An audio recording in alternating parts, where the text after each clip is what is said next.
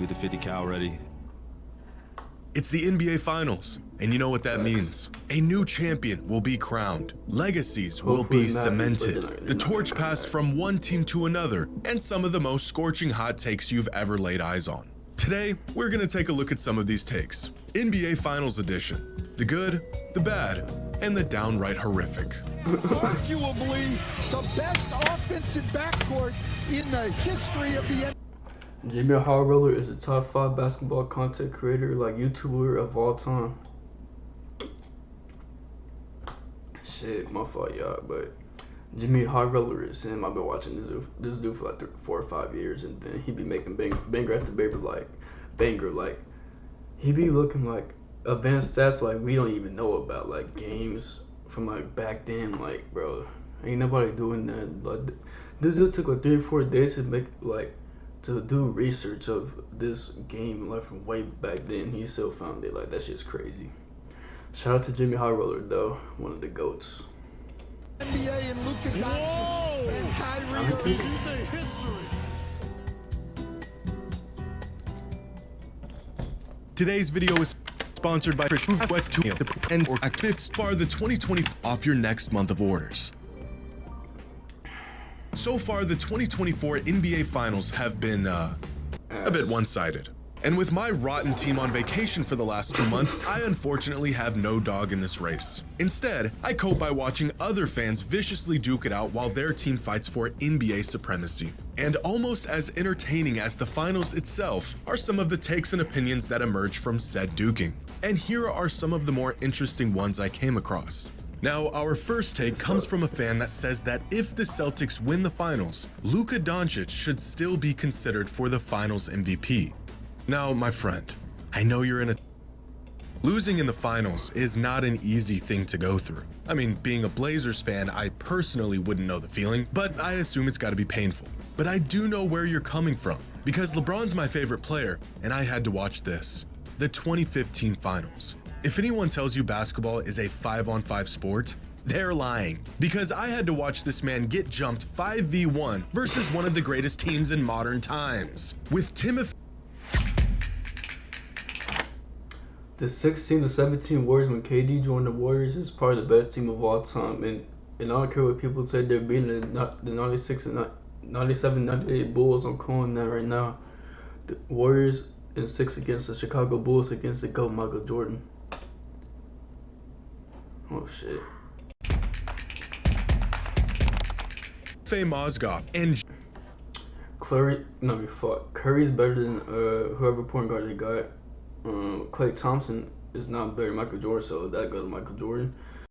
Pippen and Durant, Draymond Green and Dennis Rodman. Ooh, honestly, I don't know. I probably got Rodman, but Draymond's basically the same player, but he's like he's still like one of the best defenders of all time, but he got offense to him. But Dennis Rodman's defense is different though, so I probably gotta go with Dennis Rodman. Then center, Pachulia, and I don't even know who their center for the Bulls like back then, but I don't even know.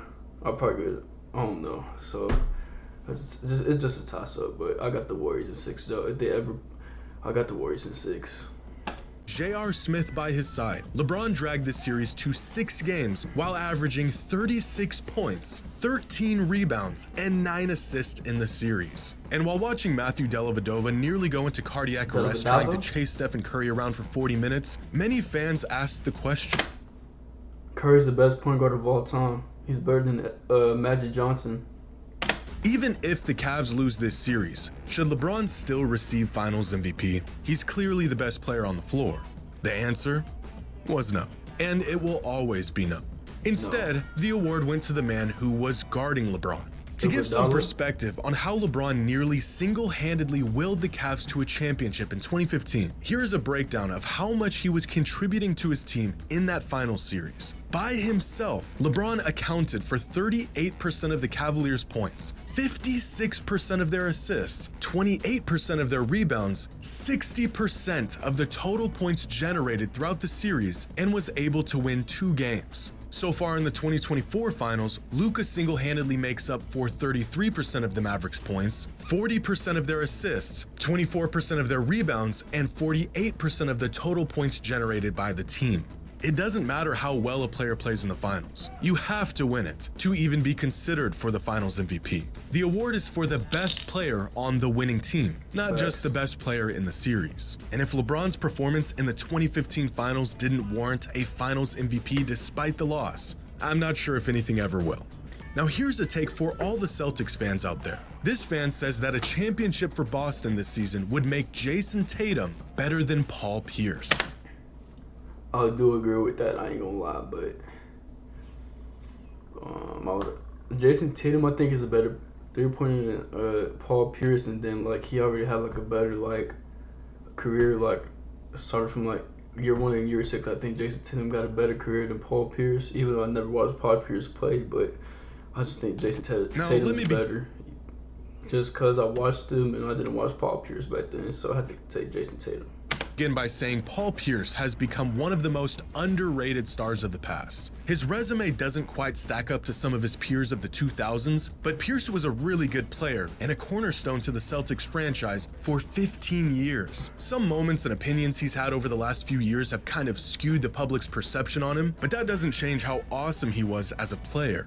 But with that being said, as an individual player, Jason Tatum is already better than Paul Pierce was. Tatum has a more well-rounded game. He's a much better playmaker, he's more versatile, and where Pierce really shined with his scoring and shooting ability, Tatum does even that at about the same rate and caliber. Keep in mind, Pierce did play in the slowest era in NBA history, so his numbers don't quite do him justice. Adjusted for the pace of today's NBA, his numbers would look something like this. Really similar to what we've seen from Tatum throughout his career. But overall, Tatum has already peaked higher than Pierce did. He is a far better defensive player than Pierce was, and he's more versatile on both ends of the floor. Tatum already has 10 times the MVP shares Pierce did in his 19-year career. Individually, Tatum has been good enough for long enough to say that he has a bigger impact on a game-to-game basis than Pierce did. At the moment, you can still make an argument for Pierce being the better player throughout his career, but if the Celtics win a ring this year, and especially if Jason Tatum wins a Finals MVP, then that argument no longer exists. But even Facts. Without those accolades on his resume, I agree with this take. Jason Tatum is better than Paul Pierce was, and a ring this season would cement it. Now this next take came live on air during the Western Conference Finals, and fans are interpreting it in a few different ways. In the midst of going up 3-0 on the Timberwolves, Stan Van Gundy said that Luka Doncic and Kyrie Irving are arguably the best offensive backcourt in the history of the NBA. No. The greatest point guard of all time and Klay Thompson. And Klay Thompson went 0 for 10 in the elimination game, but prime Klay back then, he didn't miss a damn thing, bro. Like Snoop Dogg said, like, this motherfucker don't miss. Like, what the fuck? But Klay was different though. Like, the first time I watched Klay was probably like 2015, like when I watched starting basketball, cause like, No, I watched basketball when it was like 2014. Then I start watching like in 2015, like when the Warriors became good and stuff like that. And like, I saw this Klay dude, and then like, damn, I was like, damn, he a good shooter. Then he's just like, damn. Ever since like injury, like in the Toronto series, he ain't been the same. And then like, bro, that elimination playoff game is crazy. I ain't gonna lie, but.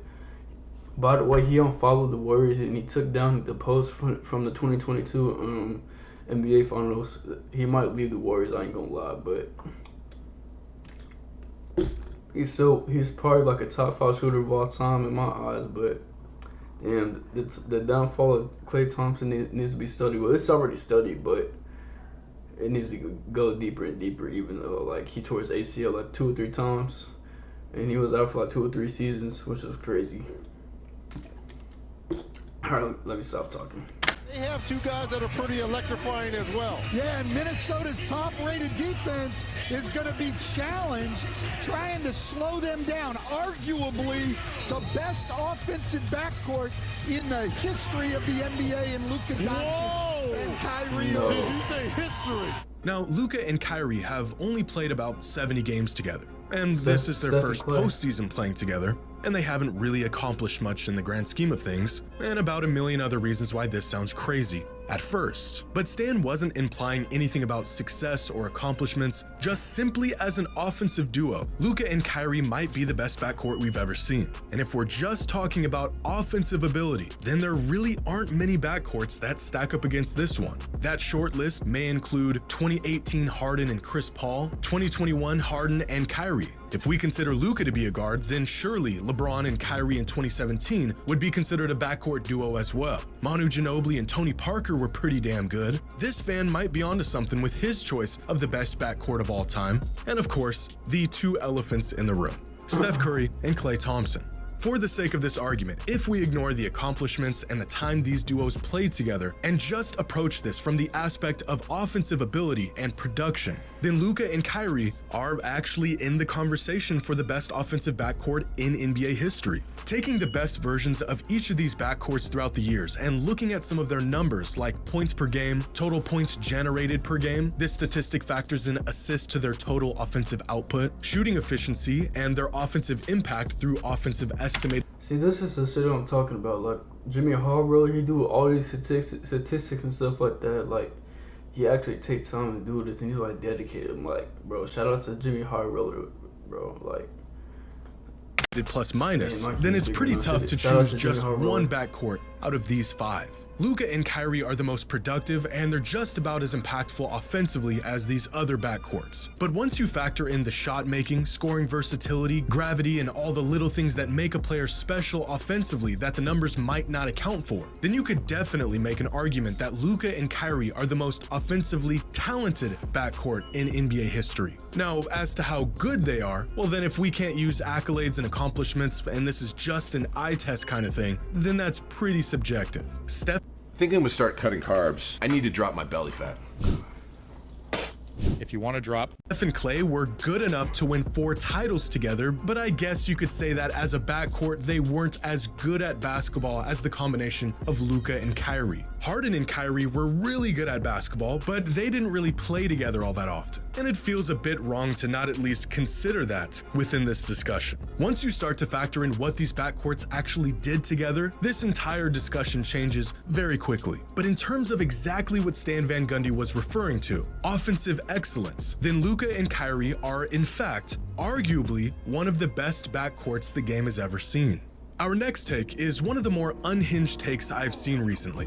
Let's not sugarcoat it. Jason Tatum has underperformed a bit over the last couple weeks, and coming off the heels of a Jaylen Brown Conference Finals MVP, followed up by a lackluster start in the finals, Tatum's superstar label has been put into question. The peak of Jason Tatum propaganda? This right here. Fans claiming that Jason Tatum is an elite role. Wow. Okay. Jason Tatum isn't a superstar. He's an elite player. He's an elite role player on a great team. That shit is crazy. I ain't gonna lie. Player.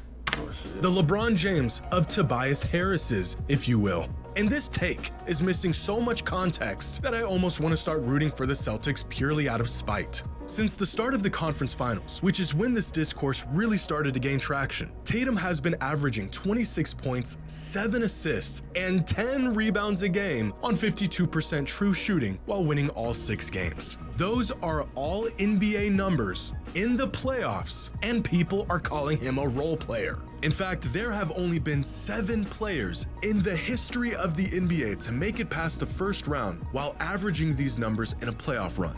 Oscar Robertson, Larry Bird, LeBron, Giannis, Jokic, Luka, and Jason Tatum. A really, really good group of elite role players. Now, I will be the first to say that Tatum has drifted into unwarranted territory over the last year or two, with some fans trying to jam him into the top 5 players in the NBA discussion when he isn't. But even when Tatum has a subpar stretch of games, or doesn't fit the typical mold of high-volume, ultra-bucket-getting superstar that we like to see, he is still one of the best players on the planet. Calling him an elite role player is hyperbole, I get that. But the less brain rot version of this argument is that Jason Tatum isn't a star in this league. And this is 100% objectively wrong. There is no metric or game or series or play that you could use to make this argument. At times, I too am not a big fan of the Celtics. This, however, does not send me into psychosis claiming one of the best players in the world is a role player. This take is abysmal. But let me know what y'all think. Leave your thoughts in the comments below. And while you're at it, share your hottest Jimmy Hot Roller! Okay, that's the end of the video. You know what I'm saying?